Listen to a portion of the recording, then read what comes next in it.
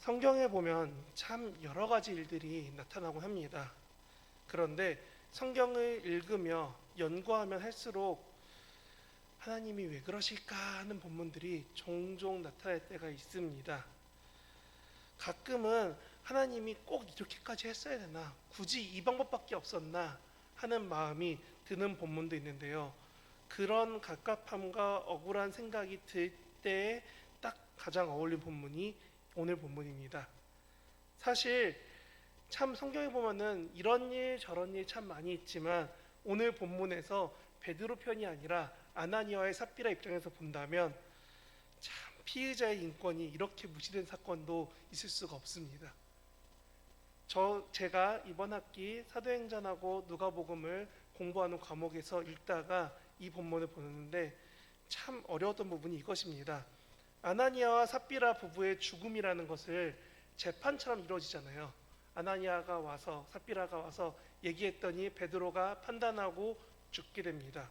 그런데 오늘 본문만 보면은 솔직히 6장, 7장에 나오는 스데반이 죽을 때처럼 무언가 긴 변명이 있는 것도 아니고 무언가 이 사람한테 의견을 물어본 것도 아니고 오자마자 물어보잖아요. 자, 이게 전부입니까? 네, 알았어요. 너 죽어. 탁 하고 죽고, 너 죽어, 또 죽고. 마치 드라마에서 갑자기 드라마 종영됩니다. 이럴 때 급하게 캐릭터들 다 죽이는 것처럼 오늘 본문을 보면은 베드로가 너무 감정적으로 너 다 죽어야 돼 하는 것처럼만 비춰집니다. 왜냐하면 이 사람들이 와서 베드로한테 얘기한 지 얼마 안 있다가 바로 죽게 되거든요. 우리는 이것이 하나님의 뜻이고 하나님의 의미가 있다는 것을 아니까 괜찮아요 라고 볼 수 있지만 제가 살짝 비틀었던 것처럼 만약에 우리가 아나니아와 삽비라의 편이었다면 그의 가족이나 그들의 친구였다면 오늘 사건은 어떻게 비춰질까요? 정말 억울하고 답답하고 하나님 너무하시다라는 생각은 안 들게 될까요? 너무나 빠른 죽음, 빠른 결말로 끝나버린 이 사건 이후에 사실 12절부터 보면은 사도들이 예수님에 따라서 표적도 나타나고 감옥에 갇히고 고생하고 풀려나고 이런 사도들의 사건들이 쭉 일어나게 됩니다. 그런데 그 앞에 사건이 하필이면 부부가 갑자기 죽었어요 라는 겁니다. 우리는 생각합니다. 왜 죽었을까요? 땅값의 일부를 삼켜서? 부부가 전재산을 팔았는데 전재산이 아니라 일부를 맡겼기 때문에 하나님이 일부를 맡긴 게 보기 싫어서 그러셨을까요?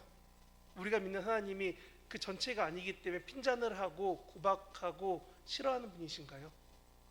이런 우리가 아는 하나님의 모습이랑 오늘 베드로를 통해 나타난 이 부부의 죽음이랑은 너무나 안 맞는 것 같아 보입니다. 그래서 오늘 본문을 가지고 연구도 해보고 고민도 해보고 열심히 해보니까 뭔가 조금은 다른 부분을 찾게 됐습니다. 왜냐하면 오늘 본문 바로 위에 두 절만 올라가면은 4장 36에 37절에 이렇게 쓰여 있습니다. 구브로에서 난 레위족 사람이 있으니 이름은 요셉이라 사도들이 일컬어 바나바라 하니, 근데 바나바는 이름이 뭐냐면 위로하는 사람입니다 라는 뜻입니다. 그가 밭이 있음에 팔아 그 값을 가지고 사도들의 발 앞에 두니라 라고 쓰여 있습니다. 오늘 본문이 아나니아 삽비라가 처음부터 재산을 팔려고 했던 게 아니라 그 앞에 누군가가 팔았습니다. 누구요? 바나바요. 그리고 사도행전에 지금 담임 목사님께서 열심히 사도행전 새벽기도 하고 계시지만 이 사역 가운데 바울과 함께 정말 많은 사역했던 사람 중 하나가 바나바입니다. 바울을 세워주고 바울과 다른 길 가면서까지도 교회와 사람들을 세워준 사람이 바나바입니다. 그런데 그 사람이 처음 나타나는 본문이 오늘 본문 바로 앞인 4장이라는 겁니다. 사실 이 사건의 중요한 점은 바나바가 교회에서 이렇게 한 다음부터 인정받기 시작했다는 겁니다. 교회가 왜 바나바를 인정할 수밖에 없었느냐, 바나바가 왜 점점 그런 중요한 사역하는 자리로 갈 수밖에 없었느냐 하기 전에 바나바가 교회에 온 상황을 한 번만 생각해 보면 좋을 것 같습니다. 사람들은 명절을 지키기 위해 예루살렘에 왔습니다. 그리고 예수라는 어떤 특별한 사람이 죽었다는 소식을 듣게 되고 그의 삶이, 그의 이야기들이 그의 상황들이 어느 순간 많은 사람들이 듣게 되고 알게 되면서 우리가 아는 사도행전 2장, 3장 때처럼 베드로가 설교할 때마다 몇백 명씩, 몇천 명씩 사람들이 늘어나는 많은 놀라운 사건들이 일어나게 됩니다. 그러면 그 많은 사람들이 개종을 하고 집에 돌아간 사람도 있지만 꽤 많은 사람들이 남아서 예루살렘에서 조금 더 예수님에 대해서 알기를 원하고 그렇게 하려고 교회에 남아있게 되다 보니 이 교회가 북적북적해지는 겁니다. 여러분, 예루살렘 교회가 원래부터 큰 교회가 아닙니다. 마가다락방에 보면은 많이 모여봤자 그렇게 많이 안 모였습니다. 사람들이. 그러니까 교회가 실제로 수용할 수 있는 인원보다 베드로 전도 때 몇천 명씩 전도했던 그 사람들 중에 10분의 1만 남아도 벌써 2배, 3배 혹은 몇 배 이상의 사람들이 예루살렘에 남아있게 됩니다. 그러니까 이 사람들이 남아있어서 말씀을 듣고 배우는 건 좋은데 이게 하루 이틀이지 성령 감리절까지 남았던 사람들이 안 돌아가니까 점점 교회에 우리식으로 말하면 예산은 없어지고 챙겨줘야 될 사람은 점점 늘어나게 됩니다. 그러면 아무리 구제를 열심히 하고 아무리 사람을 챙겨줘도 차이가 발생되게 됩니다. 그래서 우리는 사도행전의 7장에 보면은 7집사 혹은 7사람이라고 하는 사람들을 세운 이유를 알 수 있게 됩니다. 교회에 구제 사역하는 게 너무 커져서 사도들이 말씀 읽고 기도하는 일을 할 수 없을 만큼 많아졌다는 거예요. 일이 많다는 거, 다시 말하면 일이 많기 때문에 돈도 많이 들어갈 수밖에 없는 상황이 되었습니다. 그런데 그럴 때에 방금 바나바가 자기 재산을 다 교회에 헌물했습니다. 그러고서 자기의 유익을 쫓으신 게 아니라 하나님의 말씀이 좋아서 내 모든 것을 내어놨습니다 라고 얘기했다는 거예요. 사람들은 놀라고 칭찬하고 인정할 수밖에 없게 됩니다. 왜냐하면 지금 사역하는데 너무 많은 일손과 많은 재정이 필요한데 그것을 바나바가 자기 유익이 아닌 하나님 위해 내어놨거든요. 그것을 본 아나니아 삽비라 마음 가운데 작은 마음이 들기 시작합니다. 우리도 이 재산을 팔면은 바나바처럼 인정받을 수 있어 라는 작은 유혹이 시작됩니다.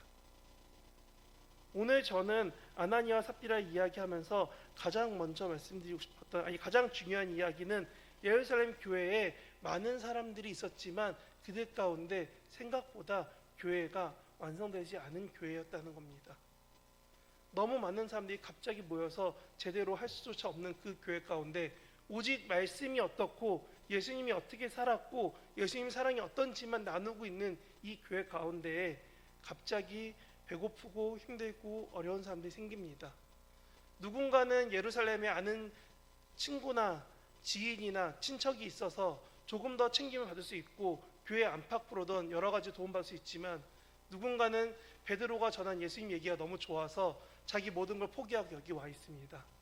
지금처럼 뭐 계좌이체가 되는 것도 아니고 등기후 등본이 있어서 뭘 집을 대신 팔아주는 것도 아니고 모든 걸 다 포기하고 그냥 여기 있는 거예요. 생업도 포기하고. 그런 사람들 앞에 교회는 챙겨줄 수밖에 없는데 그 마음 가운데 누군가의 작은 마음이 들어왔습니다.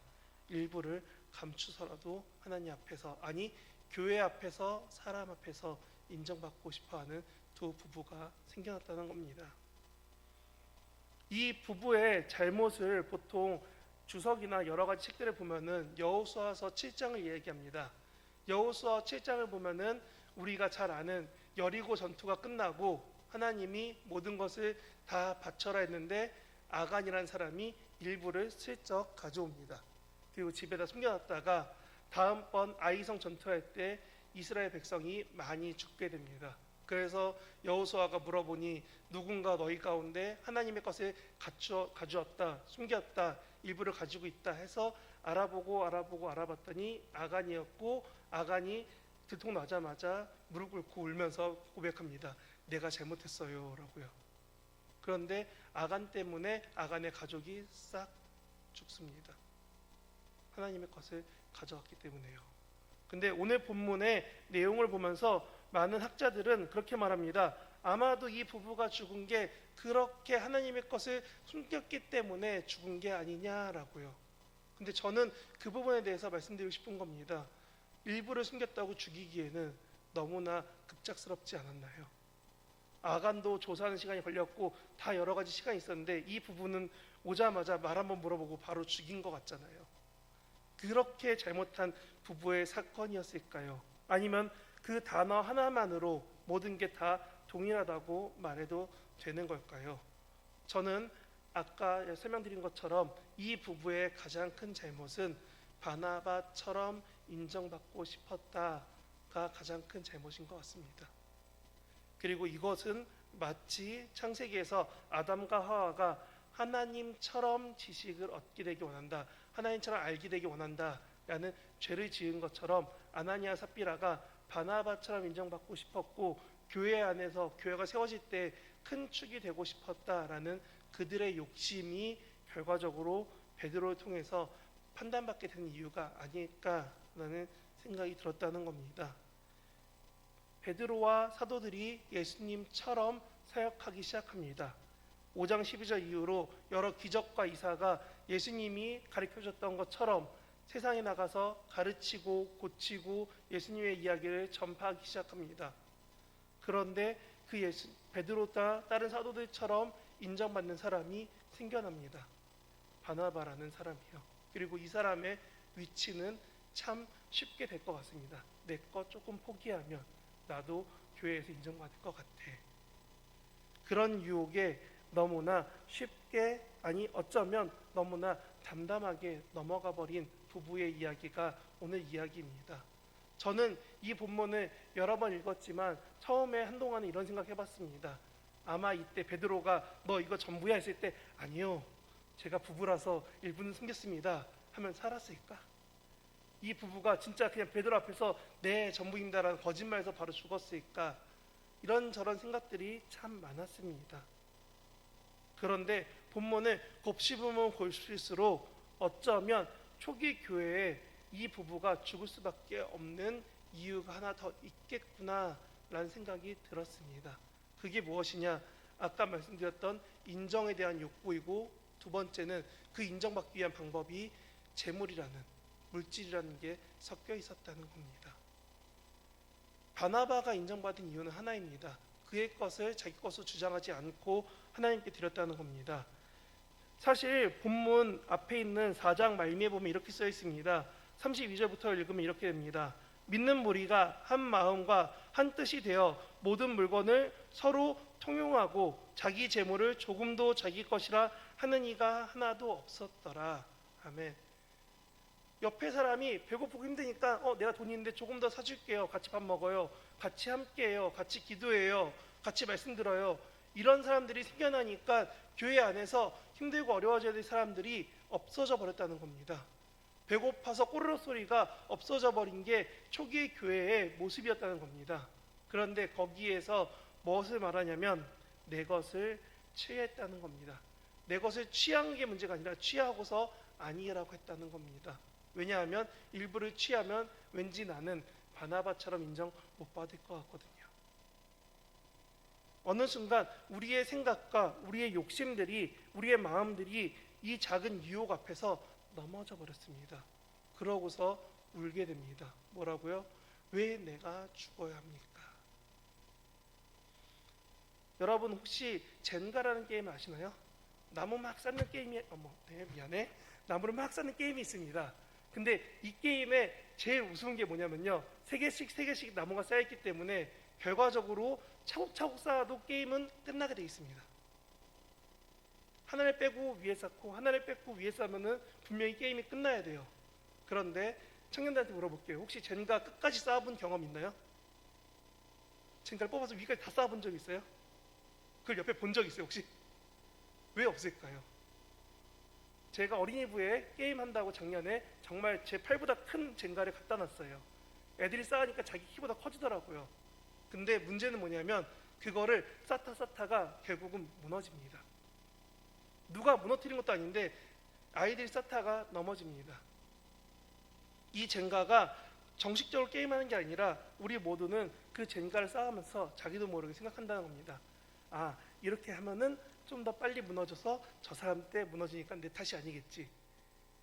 옛날에 저희가 모래무덩이에다가 나뭇가지 꽂아놓고 게임하듯이 내 차례만 아니면 돼 하는 마음으로 아이들이 젠가를 하니까 끝까지 쌓지 못하고 젠가 나무가 무너져 내립니다. 저는 이 부부의 유혹에 넘어진 게 그와 같이 하나님의 길을 가는 것보다 작은 유혹이 왔을 때 그 유혹 앞에서 넘어졌기 때문에 아마도 쉽사리 그 유혹을 벗어나지 못한 거 아닐까라는 생각한다는 겁니다. 사실 유혹은 쉽습니다. 아니, 유혹이라는 내용은 우리의 연약함이기 때문에 직면하면은 무슨 유혹이 올지 대충은 알 수 있는 게 많습니다. 그런데 그 직면할 수 있는 상황에서 우리는 인정하지 않고 회개하지 않고 하나님 앞에 나아가지 않습니다. 그러고서 변명하죠. 뭐라고요? 이것이 전부입니다. 나는 죄가 없어요. 나는 깨끗해요. 나는 교회 열심히 하고 있어요.